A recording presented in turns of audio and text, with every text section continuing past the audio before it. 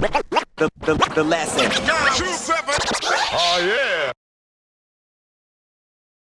Now, in working, with a bunch of artists on a record like that, and I mean, look, as someone who has worked with MCs a bit, whether it's on recordings or even putting on concerts and events, I always sometimes found it tricky. It is very tricky to collaborate with people, definitely. I mean, some people you click with and it's gravy, it's beautiful, right? But there was times in my career where, and I'm not going to mention names, but my God, they go, man, we got to do a track together, or you got to do some cuts, or I want to just get your beats and cuts, whatever, and then you get there and they dictate the way they want you to do it. Like when it comes, let's keep it simple now, just the scratches, right? I be at some of the worst cuts I have ever done, and there's a couple of them, are people micromanaging me from behind, saying, no, don't do that. And I'd flip out at them. I'd be like, nah, man, come on. You just shut up for 5 seconds. You know what I mean? I'm trying to think of something. It's like the process. You've got to do something to work out where it's at, you know what I mean? And what to do. Or something naturally comes and you go wild and they go, it's too wild. Or it's too this. I'm like, why'd you hire me for in the first place if you know the type of cuts that I do? You know who I am. If you look at my record, I mean, look at the stuff I've done in the past. Why are we here? So if you want to do it the way you want to do it, just do it yourself. I used to come across that all the time. And I just got sick and tired of it. And we had a lot of, we had a couple of fallouts because of that stuff, and there came a time where we, I'll give you a quick example, right? Oh God, what a nightmare. So, Jesus Christ, fuck it, I'll say, I don't care anymore.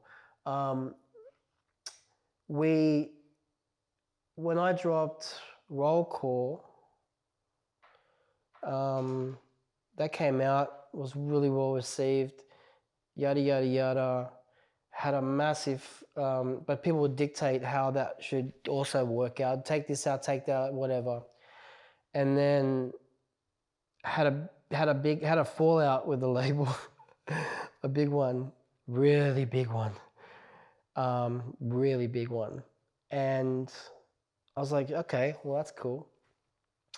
And then I dropped the Ninja Art a couple of months later. And then the track called The Hot, which is with Omni, and that went gangbusters. Gangbusters. It was played everywhere. And then Obese calls me up and goes, that was dope. Why can't you do shit like that? I'm like, maybe if you shut up.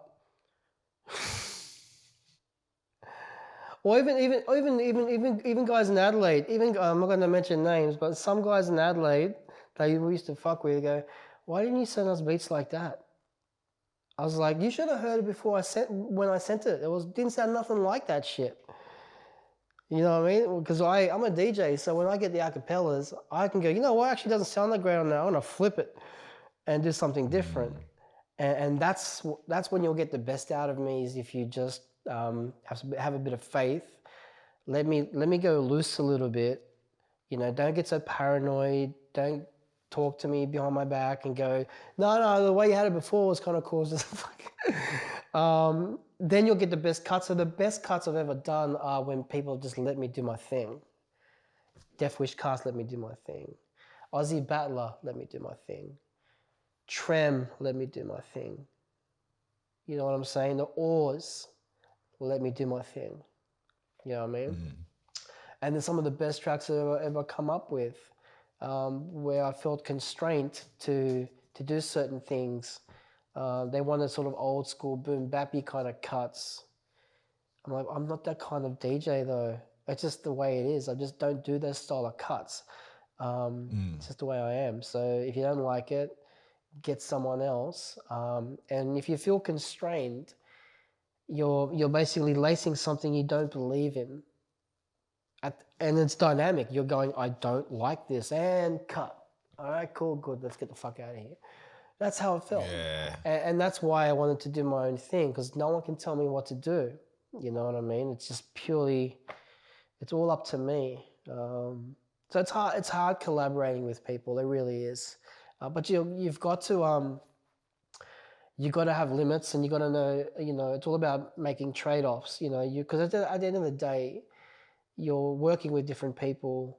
You need to be able to, you know, make sure that they're happy with what you're doing, and vice versa. So, but I think the magic of creativity comes out when you're willing to take risks with songs, even if they might not work out. It's a risk, and I think you need to go to places where, even though they won't work at the time, something will stem out of that and branch into something different. And that's what I always wanted to do. I wanted to find people that were willing to take, you know, risks and try to go to new places. But it's hard when you're, I mean, let's be honest. I mean, if I was to do a track with LC, no fucking way. It will not work. LC are stuck in their ways, and they're legends in the game, right? I'm not paying them out, but when I'm trying to make a point, my point is, sometimes things are not meant to be, right? And sometimes those collaborations are not meant to be either. But they see something, and maybe I might be guilty about that as well, but I'll see something, go, damn, but if we can maybe make it work. And then you try to make it work and you can't, because you guys are just too different, you know what I mean? So Yeah. it's very rare to find people that you can just connect with on that creative level. It's very, very unique and very hard. So I'm lucky enough to find people in my life that, you know, we made some noise. If not on wax, we made noise performing. I think the sets that we've done were way better than the tracks we laced. I think we were really good at performing our songs than actually making songs. That sounds weird. And then so Sounds weird, Ninja doesn't it? Art dropped like not long after Roll Call, and then that was the last release from you. Yeah. Holy shit. Yeah. Yeah. Last release as an album release. Yeah. Yeah. But then I did a lot of other things for groups in terms of like remixes or scratches. So I would still, pretty Pretty active. So Pretty you were active. still DJing like live gigs, clubs, etc. I would go on tour with groups, yes, as the official DJ or supporting DJ, where it's just like a couple of tracks. So that was my bread and butter. You know, we do big tours, we do little gigs here and there.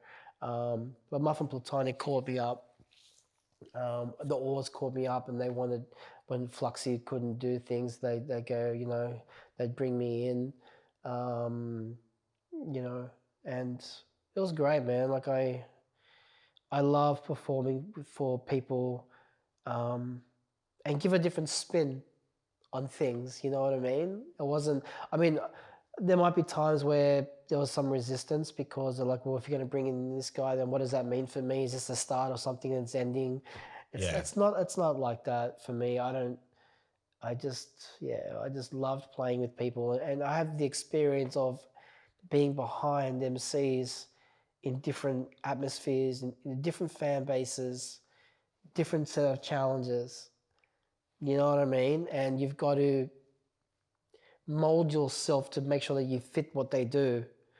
And I would do things like, I did it with a Funk Horse track for Roll Call, and then I started doing it more for other groups where people didn't believe that I would do cuts on the record live. There were times where people thought I was mimicking it, and I wasn't. I was actually rehearsed to do it the way I did it on wax or on a video clip. So what I would do, because I find sometimes it's just too boring for me to sit there and go, just wait for my, and then do a cut. So what I would do was I go, well, how can I make this work? I've got the technology. Serrata's just there. Now I can manipulate anything I want. So what I would do is if I was to scratch a certain way, I would then go, well, if I had 2 records with a 12 o'clock, label, first of all, I have to have the sample here, but when this gets to that point, what needs to be there so I can be ready for it? So I'd mathematically put things in places where they need to be in my stems on the left channel, and the right channel would be completely different, because when I leave this, I want to be able to cross my hand to this part, because it's like that on the video clip. I go, that has to, I can't leave it on that one, I have to take it out and put it on this one, on that stem. So now I have to practice, and then I would fuck it up a lot at home. I go, it's not working out. And then I'd make those mistakes, and then I'd go back to the program, I'll correct them and place them where they need to be shifted a little bit, just so it's there, ready to go. And then when I do it, they go, there's no way you did it. I'm like, yeah, that's how I did it. So as long as it's in the right place, I can manipulate it and cut it the way I need to, because it's the hard part was you need to either wind it back a bit in order to get to that lyric or that sound. But then if you did it a certain way in the video clip, you have to cross your hands over and do that and this and that and this and that and this and that. It's just like, how's that going to work? So that was what I wanted to do. And that's how I accomplished it, to make it look like it was like the way it sounded on the record or the way it looked like on the video clip, which was really, really painful, but it worked. But a lot of people still think that it was all bullshit. It was all, and then I think at the Oars in Adelaide, I did it on purpose so they can understand I wasn't miming. I think I took the beat off completely, and that way they can actually hear the drag a lot easier, a lot clearer, because there's no beat. And that's when then people can understand it. He's doing it for real. So yeah, it was funny. The lesson. 2-7.